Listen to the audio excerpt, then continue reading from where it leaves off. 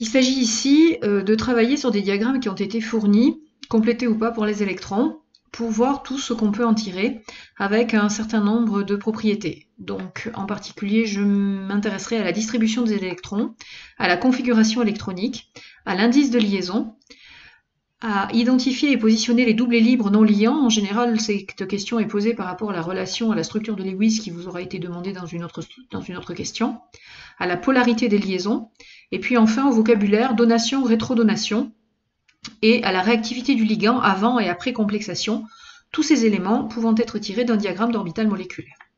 Donc pour commencer, lorsqu'après vous avoir fait construire un diagramme d'orbital moléculaire, j'ai pris un exemple ici, celui de CO, pour lequel tout vous est donné, la distribution des orbitales en énergie et même les schémas de ces orbitales. On peut s'intéresser à la façon dont on va distribuer les électrons. Donc pour commencer, il faut faire le bilan de tous les électrons qui sont présents dans la structure. Donc les électrons ici dans le carbone, il y en a 4. Pour l'oxygène, il y en a 6, donc 4 plus 6, ça fait 10. Il y a donc 10 électrons à distribuer dans la structure des orbitales moléculaires. Ces 10 électrons vont se distribuer exactement comme vous le feriez pour des orbitales atomiques, en respectant les mêmes règles, c'est-à-dire Wundt, Pauli et Kleshkovsky. En clair, vous commencez par distribuer les atomes à partir de l'orbitale la plus basse.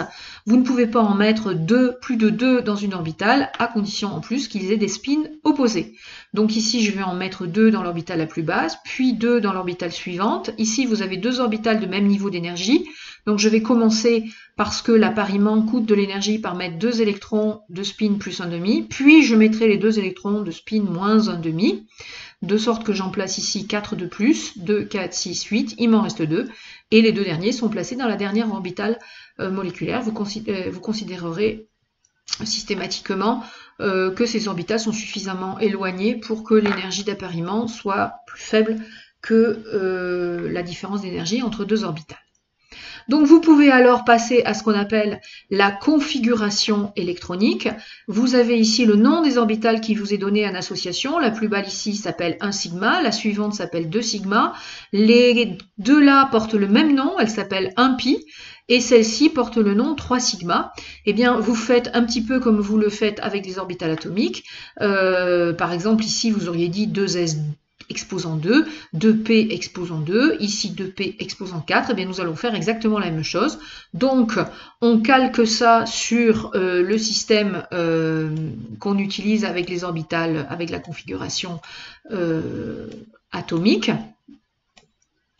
Et donc on trouverait ici 1 sigma avec 2 électrons, donc on va écrire 1 sigma carré. Et puis on place ensuite 2 électrons, donc on va mettre 2 sigma avec un puissance 2 qui signifie 2 électrons dans la 2 sigma. Ensuite, nous avons ici 1 pi, toutes les deux portent le même nom, donc en tout il y en a 4 dans celle qui porte le nom 1 pi, donc on va écrire 1 pi exposant 4, et la dernière ici 3 sigma, nous écrirons 3 sigma exposant 2 pour dire qu'il y a 2 électrons dans la 3 sigma. Ensuite, on peut déterminer ce qu'on appelle l'indice de liaison. C'est particulièrement adapté pour les molécules diatomiques. Il peut arriver qu'on le fasse parfois sur des molécules très simples polyatomiques, mais en général, c'est sur du diatomique. Donc, pour calculer l'indice de liaison, c'est pour faire une relation avec la structure de Lewis, dans laquelle vous auriez écrit 2 liaisons, 3 liaisons, 1 liaison, pour voir s'il y a correspondance. Eh bien, vous avez une formule que vous devez absolument se connaître par cœur. C'est que l'indice de liaison est égal au nombre d'électrons présents dans les orbitales liantes, moins le nombre d'électrons présents dans les orbitales antiliantes. Le tout divisé par 2. Conséquence, eh bien, ça veut dire déjà que tous les électrons qui sont dans les orbitales non liantes, ils comptent pour du beurre. Ben, le mot non liant vous le dit. Donc c'est tout à fait normal que dans la formule de l'indice de liaison, on ne tienne pas compte des électrons non liants. On sait que ceux qui sont dans les orbitales antiliantes ont tendance à vouloir éloigner les atomes et casser la molécule, et donc c'est logique qu'on élimine les électrons antiliants et qu'on ne tienne compte que des électrons liants. Donc électrons liants dont l'effet est annulé par les électrons antiliants, divisé par 2. Nombre d'électrons dans les orbitales liantes moins nombre d'électrons dans les orbitales antiliantes, divisé par 2. Ça sous-entend qu'on connaît les orbitales liantes et qu'on connaît les orbitales antiliantes. Et donc, il faut identifier les orbitales moléculaires liantes, les non liantes et les antiliantes pour savoir quels électrons vont compter dans cette formule. Et donc, on peut s'aider de la fiche dédiée sur la détermination de ces propriétés. Donc ici, on va regarder un petit peu toutes ces orbitales. Eh bien, on va identifier que les orbitales, ici, 1 sigma, on constate qu'il y a une symétrie de révolution et surtout pas de plan nodal perpendiculaire. Donc ici, on est dans une orbitale liante. Et si vous regardez les orbitales pi qui sont ici, on n'a aucun plan nodal perpendiculaire à la liaison, donc on est bien dans un système liant. On n'a pas la schématisation de ce type-là, donc on n'est pas capable de faire tourner le recouvrement, donc on se sert des plans nodaux pour savoir si c'est liant ou pas liant. Par contre, ici, on observe un plan nodal perpendiculaire, il a l'air localisé sur l'atome, mais peu importe, il y a un plan nodal perpendiculaire. Ici, il semblerait qu'il y ait 2 plans nodaux perpendiculaires. Ici, il y a un plan nodal perpendiculaire. Ici aussi, là, il y en a plein. Donc, tout ça, c'est pas du liant. Donc, on observe 3 orbitales liantes. Vous remarquez que celle-ci est plus basse que toutes les autres. Donc, il n'y a aucun souci. C'est normal qu'elle soit liante. Et vous remarquez que ces deux-là sont construites à partir uniquement des 2P qui sont à gauche et à droite, et elles sont systématiquement plus basses en énergie que les 2P là et les 2P là. Et donc, on est dans un système d'énergie inférieure aux orbitales sources, énergie inférieure aux orbitales sources, on est sûr que ces orbitales 1s et 1pi sont liantes. Donc nous avons ici 1 sigma et 1 pi qui sont liantes. On peut identifier les orbitales antiliantes. Donc les orbitales antiliantes sont celles qui sont d'un niveau systématiquement supérieur aux orbitales sources. Alors, qu'est-ce qu'on va trouver? Eh bien, on va trouver ici celle-ci qui est construite uniquement à partir de ces deux-là. Donc, clairement, elle est plus haute en énergie que ces orbitales sources. Celle-ci est antiliante. On remarque un plan nodal ici entre les deux atomes qui sont situés là, plus en plus des plans nodales quasiment sur les atomes. Donc celle-ci, la 4 sigma, c'est sûr, elle est antiliante, mais vous pourrez remarquer aussi que ces deux-là sont plus hautes en énergie que les orbitales sources, donc elles doivent être antiliantes. On vérifie un plan nodal, elles sont antiliantes. Ensuite, donc il nous reste celle-là et celle-là que nous n'avons pas qualifiées. Vous remarquez qu'elles sont reliées à une source, 2 sources, 3 sources, et elles sont à un niveau d'énergie intermédiaire. Une source, 2 sources, 3 sources, niveau d'énergie intermédiaire. Donc dans ces conditions, elles ont des chances d'être non liantes. Donc, on a identifié les antiliantes, pardon. Il nous reste les non liantes. Eh bien, elles sont en critères énergétiques entre les niveaux.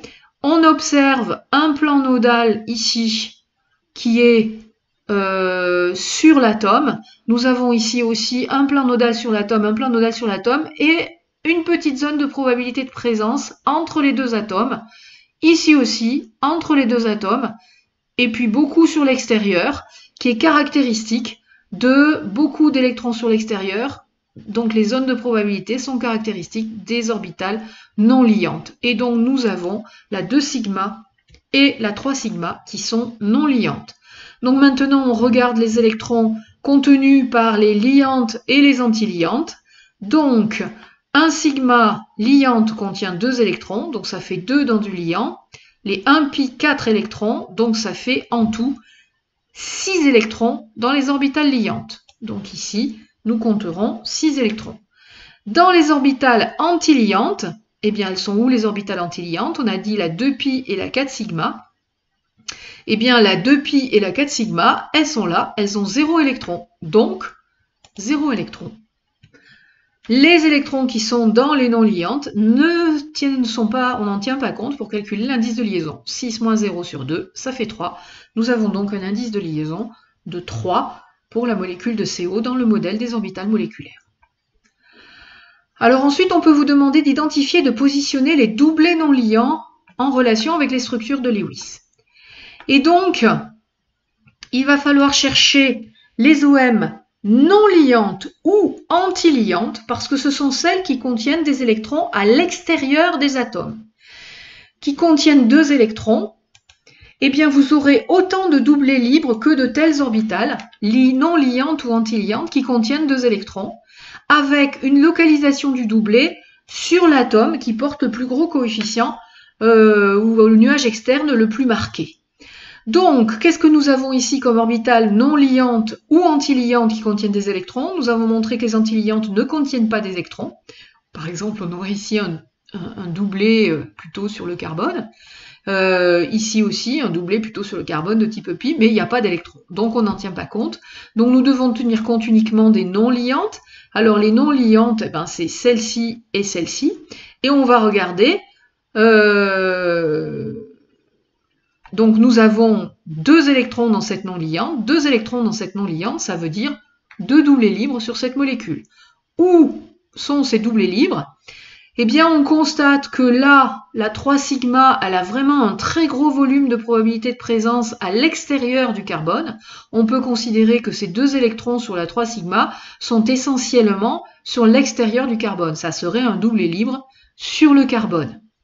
Alors, il y a bien une part ici un petit peu sur l'oxygène, hein, on est d'accord. Donc, ici, nous avons la 3 sigma 2, qui est non liante avec un doublé sur le carbone. Et puis, nous avons une deuxième non liante qui est la 2 sigma carré. Celle-ci, elle contient 2 électrons. Alors, où sont les électrons? Là, c'est un peu délicat parce que nous avons ici un volume sur l'oxygène. Nous avons ici, soyons clairs, aussi un volume sur le carbone. Donc, on peut dire que sur le carbone, c'est à moitié lié et puis à moitié non liant. Alors, on ne sait pas trop, ça ressemble à du S. Tandis que là, on est carrément sur l'oxygène et exclusivement sur l'extérieur au niveau de l'oxygène.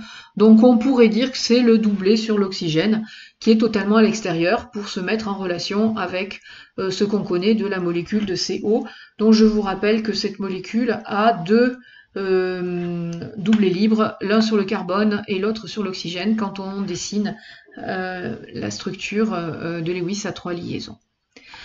Alors, si l'on s'intéresse à la polarité des liaisons, donc cette fois-ci, il faut analyser les doublés liants. Puisqu'on s'intéresse aux liaisons, il faut s'intéresser aux doublés liants. Donc, ces doublés liants, ici, ce sont les 1 sigma carré, on l'a dit, et les 1 pi, avec 4 électrons. Et on regarde la localisation des électrons. On constate ici que le volume est plus gros du côté de l'oxygène. C'est léger, mais on a quand même un plus gros volume du côté de l'oxygène.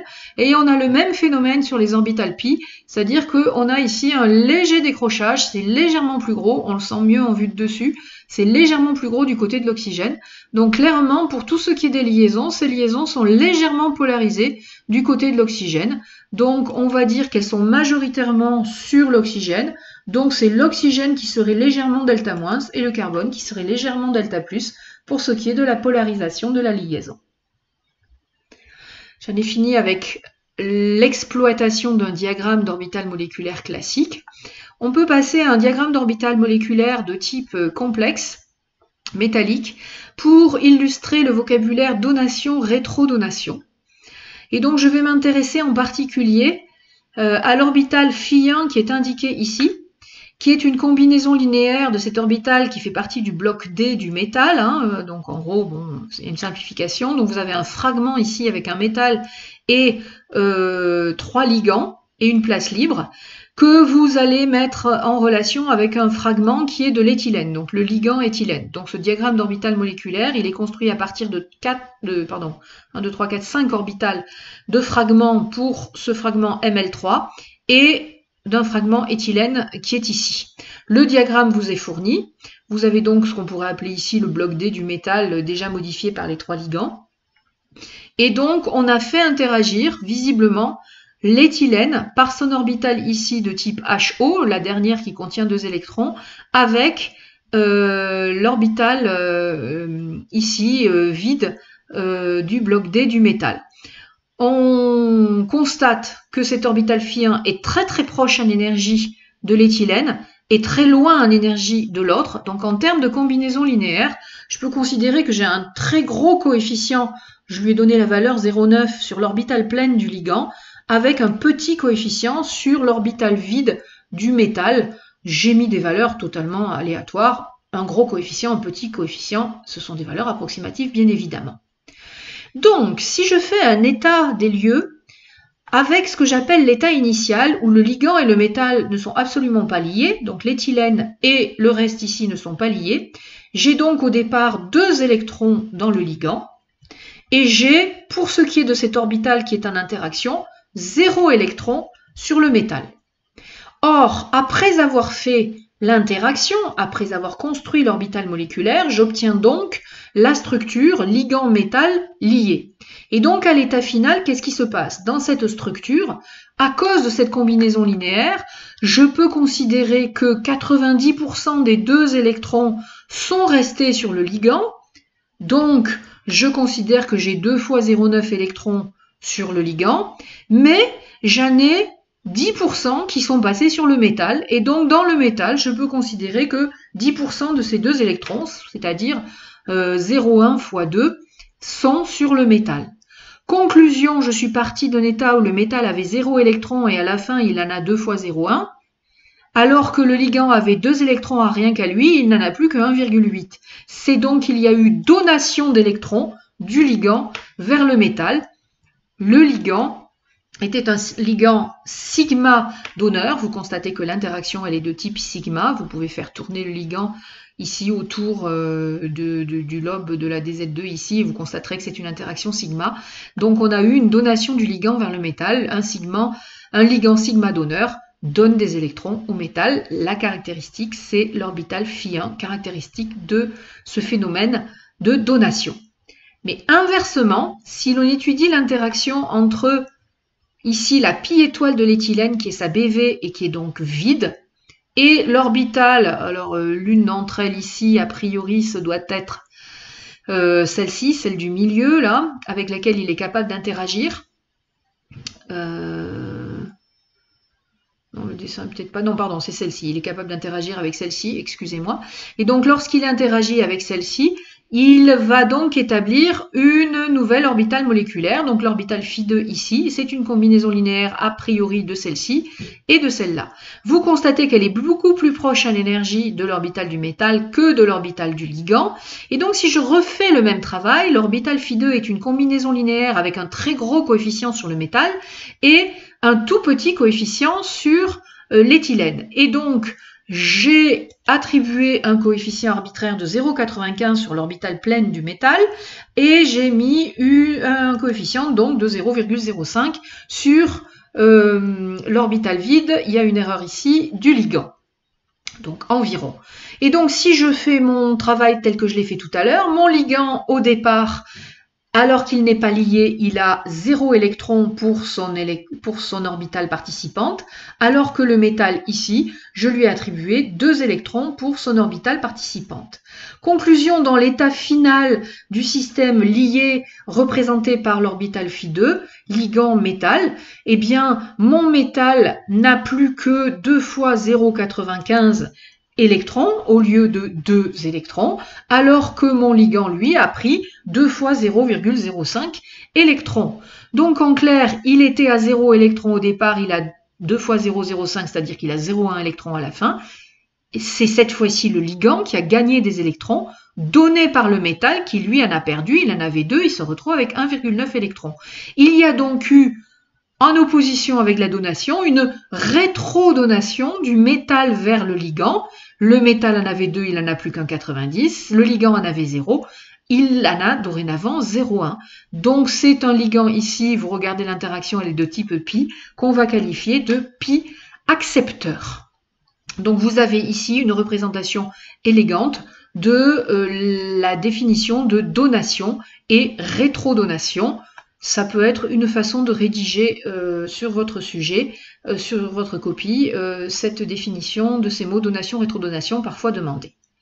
Pour finir, on peut s'intéresser à la réactivité du ligand avant-après complexation. Donc si je regarde mon ligand éthylène, c'est une molécule organique d'éthylène avec sa liaison pi. Ici, ces 2 électrons caractérisent la liaison pi de l'éthylène. C'était sa hôte occupée, sa HO, je ne sais pas pourquoi j'ai écrit OH, donc c'est sa HO qui est une pi liante. À l'état initial, elle contenait 2 électrons avant d'être liée, alors que la BV contenait 0 électrons. Si je calcule l'indice de liaison à l'état initial, j'ai l'orbitale liante qui contient 2 électrons, Une antiliante quand on tient 0, IL égale 2 moins 0 divisé par 2, ça me fait un indice de liaison de 1. L'éthylène a une liaison pi.